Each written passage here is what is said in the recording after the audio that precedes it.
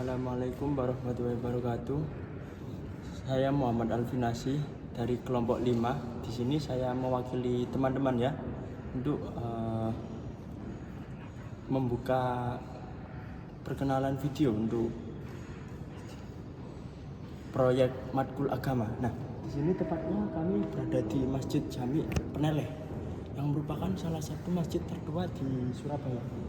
Ini bisa kita lihat corak bangunannya ya, yang gaya tua tahun 20-an lah, abad 20-an aja.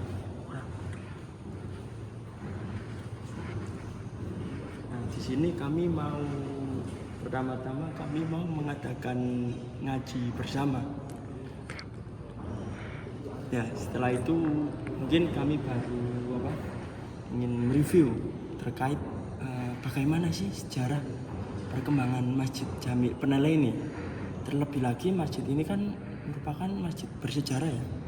Nah, untuk itulah kami ingin mengaitkan antara mata kuliah agama ini dengan studi sejarah, karena kita sebagai mahasiswa ilmu sejarah ya.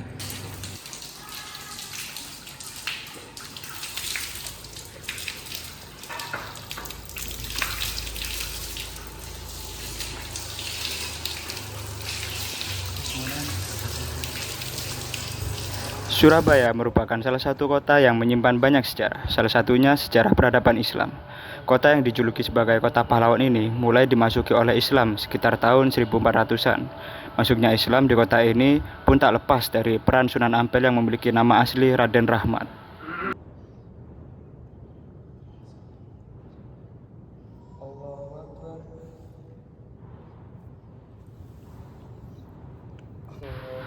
Raden Rahmat datang dari negara bernama Samarkand. Pada awalnya, beliau datang ke Nusantara dengan tujuan untuk menyebarkan agama Islam dan juga bertemu bibinya yang menikah dengan Raja Majapahit. Raja Majapahit kala itu memberikan sebidang tanah yang berada di daerah Ngampel Dento. Di daerah Ngampel Dento tersebut dibangunlah sebuah pusat religi yang diberi nama Ampel.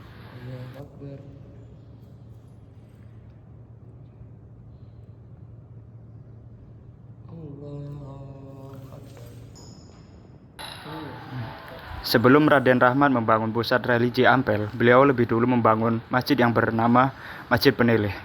Hal ini diperkuat dengan aliran sungai Kalimas yang pada saat itu dilalui oleh Raden Rahmat menghubungkan daerah Peneleh dengan Ngampel Dento. Assalamualaikum warahmatullahi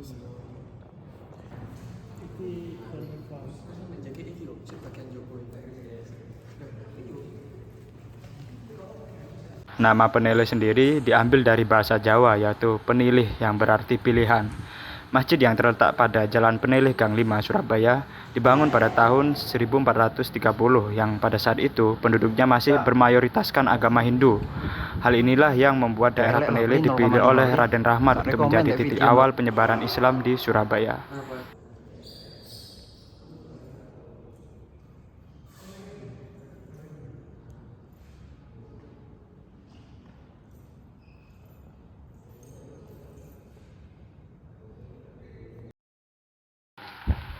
Masjid Peneleh dibangun dengan luas 999 meter persegi yang dimana bentuknya menyerupai joglo. Bangunan yang bernuansa kuno ini tampak megah dengan 10 tiang soko guru yang menjulang tinggi ditambah jendela yang besar membuat masjid ini terasa sejuk di tengah panasnya kota. Masjid Peneleh telah mengalami renovasi sebanyak 2 kali, tepatnya pada tahun 1986 dan 1970-an. Masjid Peneleh juga tak lepas dari sejarah perjuangan kemerdekaan bangsa Indonesia. Hal ini diperkuat dengan banyaknya catatan mengenai perjuangan Laskar Hizbullah yang menjadikan Masjid Peneleh sebagai markas dalam melawan kolonialisme Belanda pada saat itu.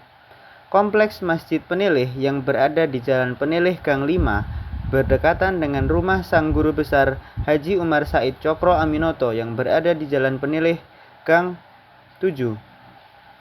Lantas, kami bertanya-tanya, kenapa masjid yang berperan besar dalam penyebaran agama Islam di Jawa Timur, khususnya kota Surabaya, dan bangunan yang memiliki unsur sejarah di dalamnya tidak termasuk ke dalam cagar budaya? Ternyata, masjid ini direnovasi berdasarkan hasil dari swadaya masyarakat. Hal inilah yang menjadi alasan Masjid Peneleh tidak masuk ke dalam cagar budaya. Lalu kami bertanya, adakah peran pemerintah dalam merawat peninggalan sejarah tersebut?